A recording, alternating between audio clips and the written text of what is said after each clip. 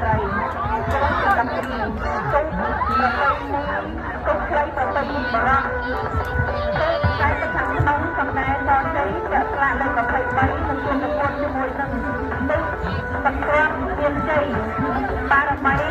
ជាទីសិក្សាផ្សាយលក្ខណៈពាក់ស្លាកលេខ24ដែលដល់កំពុងតែបើចិនដំណើរដល់ទីបន្តហើយចា៎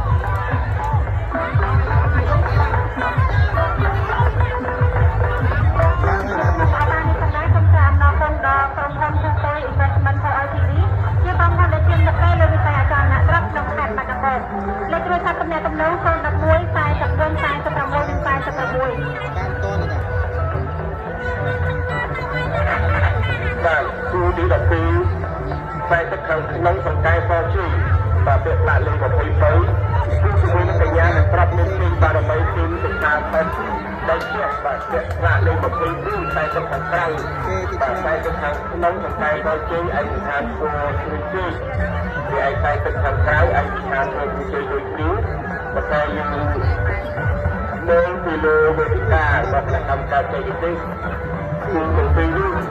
បន្តាំជាមាននេះខាងណាព្រៀបជាខាងណាទេបន្ថែមលើនេះ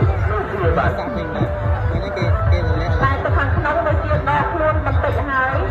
តែទៅខាងក្រៅខំប្រឹងឡើងចាទៅទៀតទៅទៀតទៅទៀត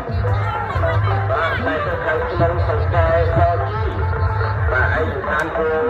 បៃតងគឺលោកគ្រូពេញពី